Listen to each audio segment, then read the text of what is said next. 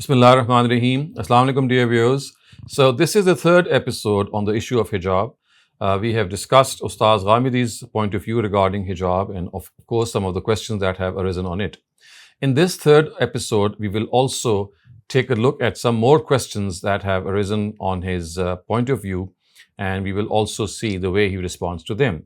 The first question is about the word zina, which is used in verse 31 of Surah Nur. Of course, the words are La yubdina zinatahunna illa ma zahara minha.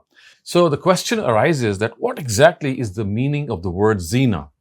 Now, Imam Razi, a very celebrated commentator of the Quran, has said that the face is also part of the zina.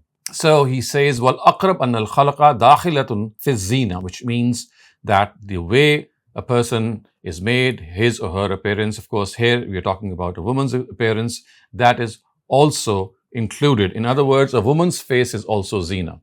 This is Imam Razi's view. Ustaz Ghamidi says that this is linguistically untenable. It is linguistically incorrect.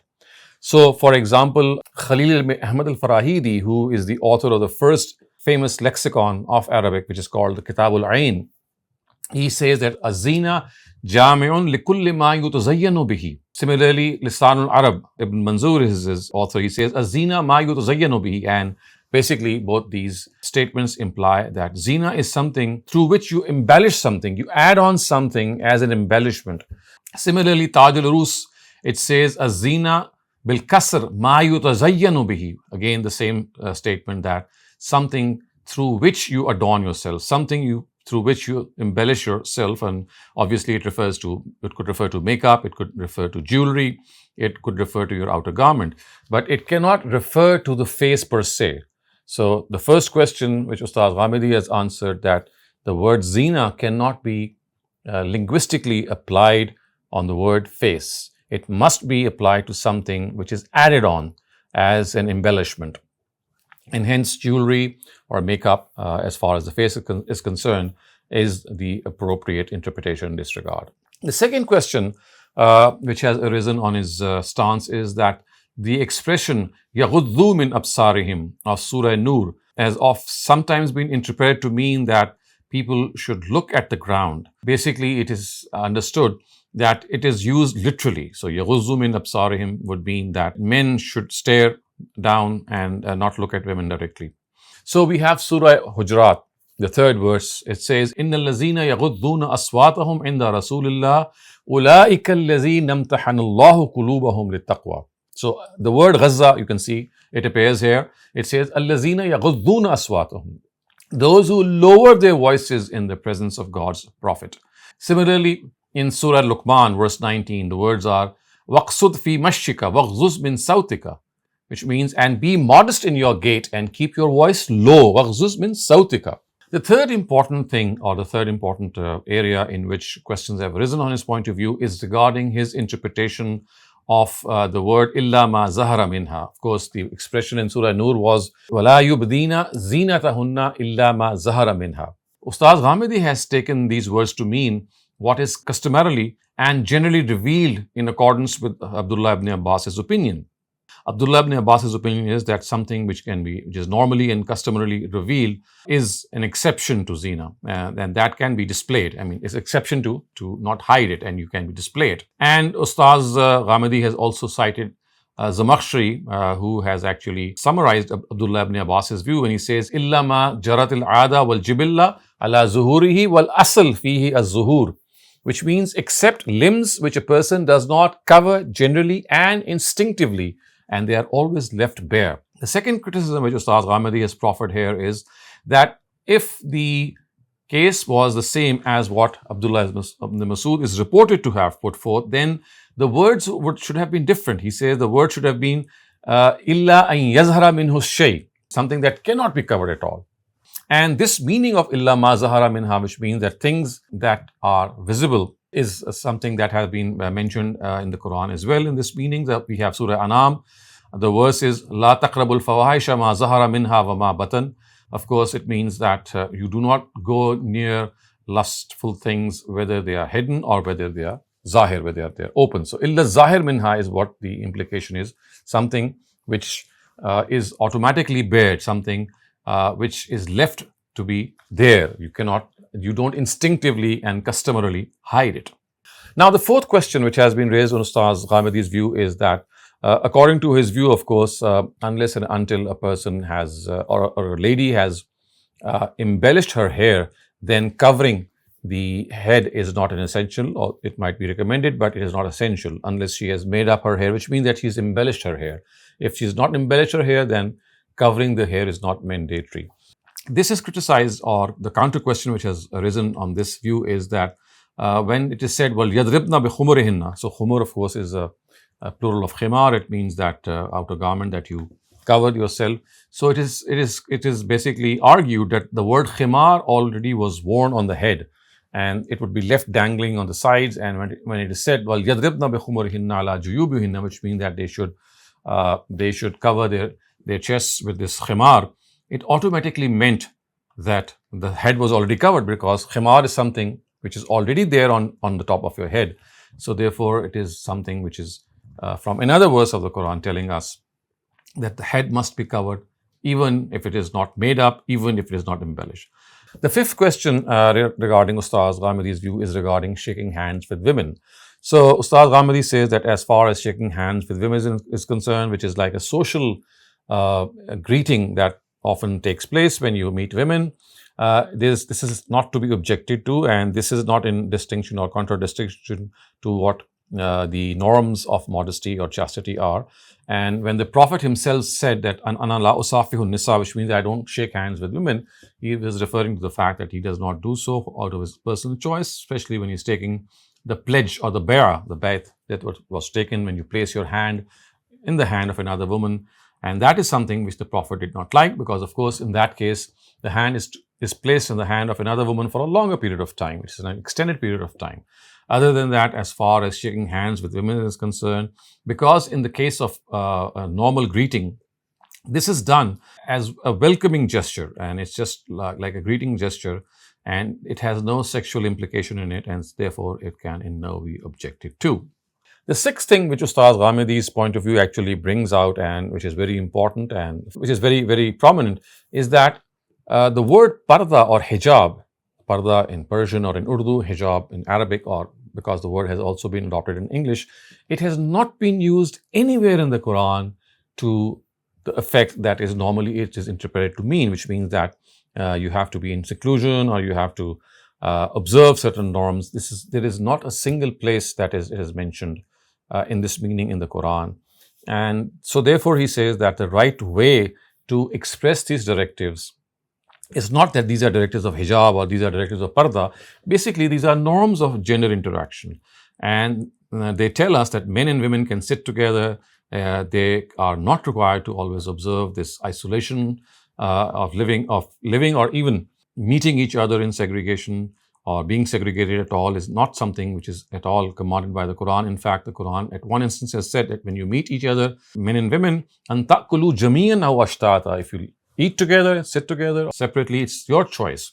The seventh thing which has important underpinning as far as Ustaz Ghamidi's view is concerned, and that is that most people think that the issue of hijab, or as you can say, norms of gender interaction, the way these directives are given, the way women have been asked to at times cover their heads if they are made up their heads, or to hide their zina other than on places like your face and your head and your feet, then this is so that men are not incited. I mean, generally people think that women should do this so that men are not aroused.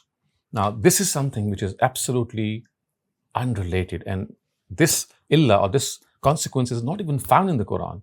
The Quran does not say that women have to be dressed up in this way so that men are not aroused. This is nowhere mentioned in the Quran. What the Quran actually says is Zalika azka lakum wa athhar, which means that this is more close to your own inner piety and inner purification. So these directives, according to Ustaz Ghamidi, must be placed in their proper perspective.